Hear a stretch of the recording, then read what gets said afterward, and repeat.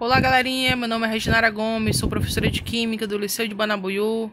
Estou aqui hoje para a gente falar um pouquinho sobre átomos. Bom, no início do ano a gente viu que a Química é a ciência que estuda a matéria, né? E a matéria ela vai se manifestar na nossa vida quando ela tem uma massa e ela tem um volume, ela ocupa um lugar no espaço. Ela vai se manifestar em misturas, em substâncias. Se eu pegar, por exemplo, aqui a água, a gente sabe que a água, a fórmula dela é H2O. O que seria esse H2O? É quando eu falo da molécula. Então, a molécula é a combinação de átomos de oxigênio com átomos de hidrogênio. Então, o átomo é basicamente a parte fundamental da matéria, ao qual a junção de vários átomos eu vou ter até chegar à substância. Só que o átomo ele é diferente de elemento, certo? O elemento químico ele seria o quê? Quando você está qualificando. Se eu pegar a molécula de água, H2O, eu tenho 3 átomos, que é o total de átomos que eu tenho envolvido, 2 Hs e 1 oxigênio. E já se eu falo elemento químico, eu tenho 2, que é o elemento químico hidrogênio e o elemento químico oxigênio. A molécula é a combinação entre todos os átomos e a substância é o conjunto de moléculas presente naquela combinação. Fazendo analogia à escrita, o átomo é como se fosse a letra. O elemento químico é como se fosse o símbolo, né? Por exemplo, se eu tenho a letra A eu posso ter ela maiúscula, minúscula. Então, eu estou fazendo uma qualificação de cada um deles. A molécula é como se fosse a palavra e a substância é como se fosse a frase. Basicamente isso, certo? Bom, mas a ideia de átomo, ela não foi tida basicamente do dia para a noite. Ela teve toda uma linha do tempo. E essa linha do tempo, ela veio desde antes de Cristo, certo? Com 2 caras. O primeiro cara que trabalhou as ideias de átomo foram os filósofos, até chegar os cientistas, tá certo? Então, quando a gente fala de átomo, a teoria atômica em si, é quando a gente fala da matéria que ela vai ser constituída por átomos. Então, eu tenho um copo de água. Aquele copo de água, ela vai ser tido pela combinação de vários átomos. Eu estou respirando o gás oxigênio. Eu estou respirando vários átomos de oxigênio. Então, é essa ideia que a gente vai partir desse princípio, ok? E aqui a gente trouxe uma breve linha do tempo, que vai partir desde Dalton, Thomson, Rutherford, Bohr e Sommerfeld. Bom, as ideias partidas de átomo surgiu lá na antiga Grécia. Foi tida a partir de Leucipo e Demócrito. Eles eram 2 filósofos, tá certo? E eles imaginavam o seguinte: você tem uma pedra. Se você pegar e começar a quebrar essa pedra, vai chegar a um certo ponto que você não vai mais conseguir quebrar essa pedra, que é o último fragmento que eles chamaram. E esse último fragmento foi o que eles chamaram de átomo. O A, na sua etimologia da palavra, significa não, e o tomo significa parte. Então, quando eu tenho uma parte que não vai ser mais dividida, ok? Na sequência, surgiu um cara chamado de Aristóteles. Aristóteles, ele foi mais para a linha dos alquimistas, tá certo? Ele teve a ideia do seguinte: para eu falar de matéria, eu falo de qualquer tipo de matéria no nosso meio, eu só posso produzir essa matéria se eu pegar e combinar os elementos naturais. O fogo, o ar, a terra e o ar. Então, se eu pegar e combinar esses elementos naturais, então basicamente eu consigo produzir qualquer tipo de matéria. Então é como se ele foi contra as ideias tidas de Leucipo e de Demócrito, né? Da matéria ela ser uma parte descontínua, digamos assim. E também, assim, as ideias de Aristóteles foi bem mais aceitas, simplesmente por quê? Por questões políticas. Ele era de uma família aristocrata da Grécia, tinha uma moral maior, então as pessoas davam mais espaço ao que ele pensava. E as ideias de Leucipo e de Demócrito foram que meio deixadas de lado. Aí, em 1804, um cara chamado de Dalton começou a trabalhar com esse aparatozinho aqui. Vocês estão olhando aí esse aparato? O que lembra? Se alguém está aí pensando em uma balança, pensou certo. Aqui eu tenho um aparato que eu tenho uma combinação de 2 balanças. né? E esse amparato aqui foi trabalhado por Lavoisier e por Dalton, ao qual eles trabalhavam as matérias nos 3 estados: estado sólido, estado líquido e estado gasoso. Então, com isso, o retorno da ideia de átomo foi tido com Dalton. Dalton gostava muito de trabalhar com pesagens, trabalhar com reações. E nessas pesagens, ele pegou e imaginou o átomo, ele resgatou a ideia de átomo, de Leucíptero e de Demócrito, tá certo? Só que ele foi o primeiro cientista a trabalhar com a ideia de átomo, diferente do Leucíptero e de Demócrito. Por quê? Leucíptero e Demócrito, eles eram filósofos. O filósofo, meu povo, é quando você tem aquela pessoa, né, aquele sujeito, que ele se baseia na leitura do pensamento, nos estudos, aquela parte mais abstrata. E já o John Dalton, ele foi para laboratório, ele fez ensaios, ele teve toda uma metodologia, ele traçou hipóteses, então ele conseguiu ter evidências. Então, ele foi tido como o primeiro cientista a trabalhar com o modelo atômico, simplesmente porque ele tinha um método científico. Então, se você tem um método científico, você consegue comprovar com ensaios, você consegue ter as suas evidências e etc., então é um cientista, tá bom? Então, a analogia que Dalton fez é o seguinte: ele comparou o átomo como se fosse uma bola de bilhar, uma bola de sinuca, ao qual a gente tem ela como modelo esférico, certo? Ela é totalmente preenchida por massa, ela seria indivisível e seria indestrutível, tá certo? Como se fosse mais ou menos assim, ó. Eu tenho um conjunto de átomos, né, todos organizados em sequência, e nessa sequência aqui eu tenho diferentes esferas. Eu tenho esferas desde menores a esferas maiores. E o que isso quer me dizer? Que eu tenho diferentes átomos.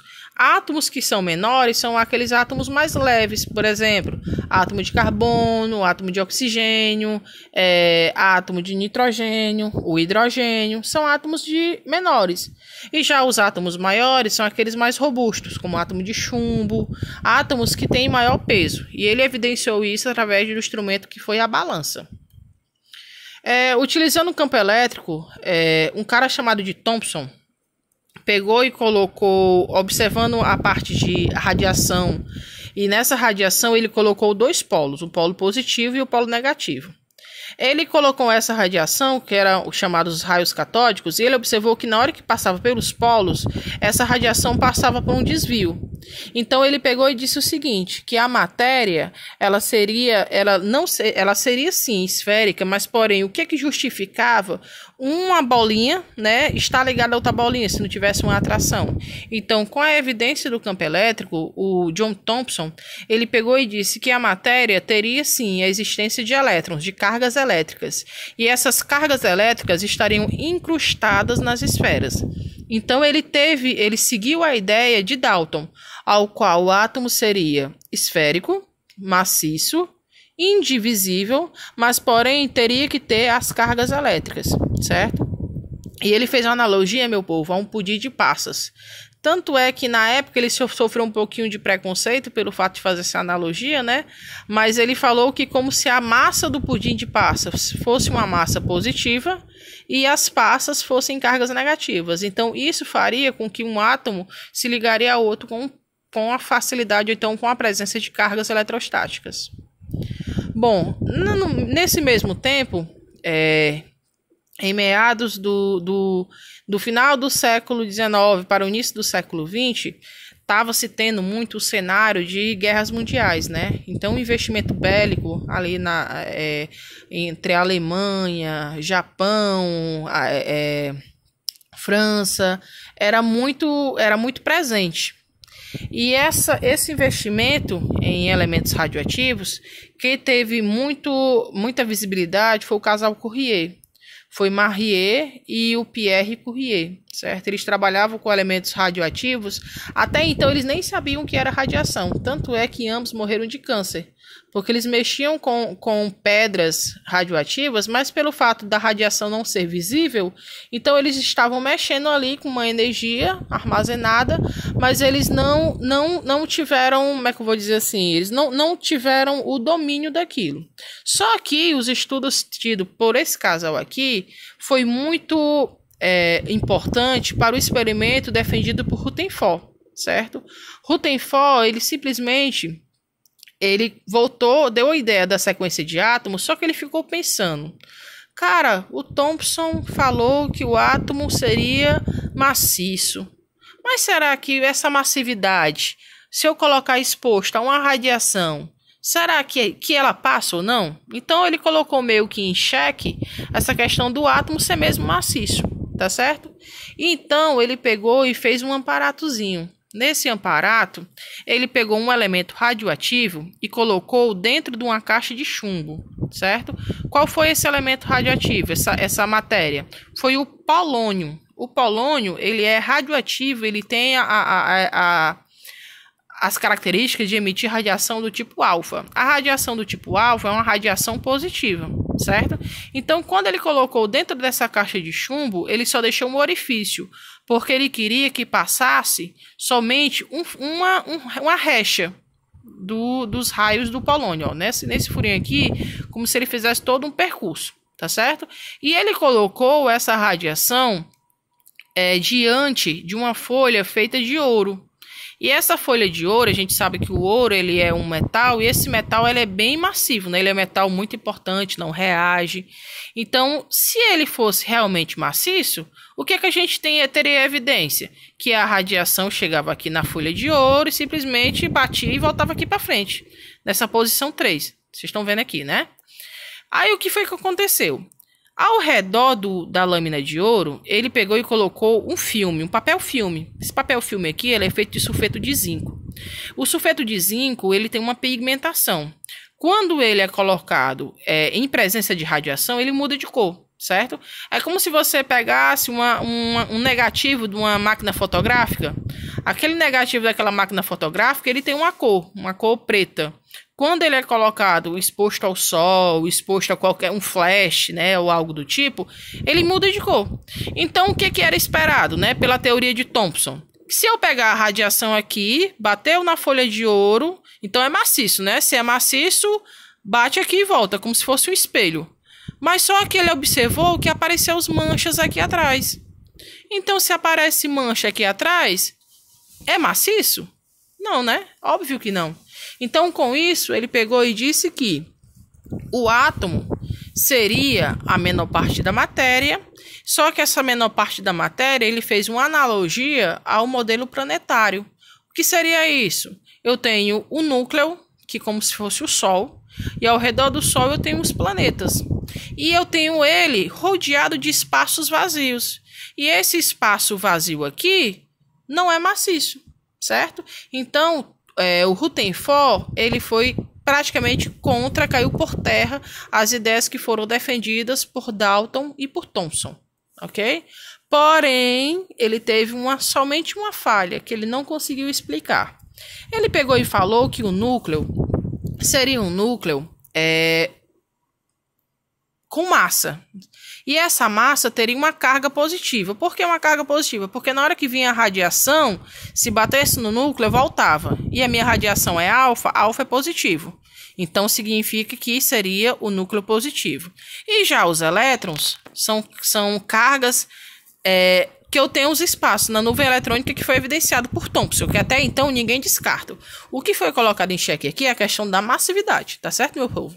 Então, ele não conseguiu explicar o seguinte: como é que eu tenho aqui uma nuvem eletrônica, né? O meu planeta, as minhas hélices dos meus planetas aqui, e o que justifica do meu elétron não se chocar com o núcleo? Ele não conseguiu explicar isso, né? O porquê de não ter o choque entre a eletrosfera com o núcleo. Aí, dando sequência às ideias de Thomson ou de Rutherford, apareceu o Bohr. O Bohr, ele pegou os estudos tidos por Rutherford e começou a analisar eles. E ele pegou e disse o seguinte: simples. Se eu tenho um elétron que está a uma distância x do núcleo, ele vai ter um nível de energia. Então, automaticamente, ele não ganha e nem perde. Ele vai ficar ali. São chamadas as energias estacionadas, tá certo? Se eu tenho um elétron aqui, por exemplo, nessa segunda camada, ele vai estar aqui. O nível de energia dele vai ser esse. Agora, se ele ganhar ou se ele perder energia, é outra situação. Então, o que é que justifica do núcleo do átomo não se chocar com o elétron da eletrosfera? Simplesmente porque os elétrons terão níveis de energia distintos.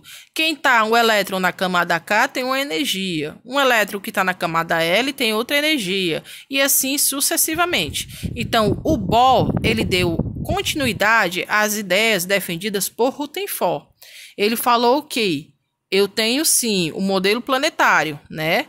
Só que esse modelo planetário, os meus elétrons vão estar em níveis distintos de energia, ao qual quem está mais próximo do núcleo tem menor energia. Quem está mais longe tem maior energia, ok?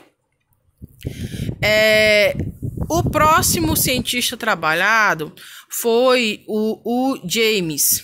James pegou e defendeu a questão da existência do nêutron.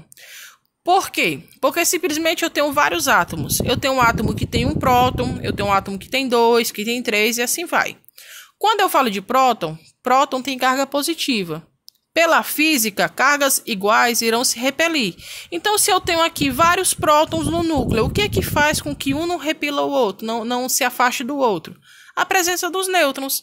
E os nêutrons foram evidenciados com os experimentos desse cara aqui, tá certo? E ele trabalhou em cima da questão da estabilidade do núcleo. Depois a gente teve os trabalhos de Sommerfeld. Sommerfeld ele trabalhou a partir da ideia que eu tenho os elétrons distribuídos ao redor do núcleo. Porém, esses elétrons também vão ter subdivisões. E essas subdivisões têm subníveis de energia. Cada subnível ele vai ter uma órbita X. Então, eu vou ter elétron que vai ter uma órbitazinha esférica. Eu vou ter elétron que vai ter uma órbitazinha no formato de hélice. E assim vai, tá certo? A combinação entre eles, a gente chega então no chamado modelo atual. O modelo atual, a gente vai trabalhar que ele vai ter essa nuvem eletrônica aqui. É a chamada probabilidade que você tem de evidenciar o elétron. Porém, quando a gente trabalha com átomo, a gente tem que ter a ideia do seguinte: eu vou ter a existência de prótons, eu vou ter a existência de nêutrons e a existência de elétrons. Porém, quem é que tem massa? Prótons e nêutrons. Quem é que tem carga? Prótons e elétrons, tá certo? O elétron, ele não é uma partícula. O elétron, ele é uma nuvem. Você vai evidenciar ele por causa das cargas elétricas. E essas cargas elétricas, elas são existentes para colocar em equilíbrio com o próton, tá certo? Então, com isso, o elétron em si, ele vai ser, a gente chama de nuvem eletrônica, é uma nuvem. É mesmo quando você pegar e tá dentro do avião. Se você chegar lá dentro do avião, aí você tá planando por uma nuvem. Se você pegar e colocar a mão para fora, você não consegue pegar na nuvem. Você vê a nuvem, mas você não consegue pegar nela. Então, a mesma coisa significa o elétron. Você sabe que ele existe por causa da carga elétrica, mas, porém, não é algo palpável. Não é algo que você consiga pegar, né? Não é um corpo. É uma carga eletrônica, tá certo? Então, eu espero que tenha ficado isso claro. E lá no grupo a gente vai debater um pouquinho mais, tá certo? Bons estudos e goodbye.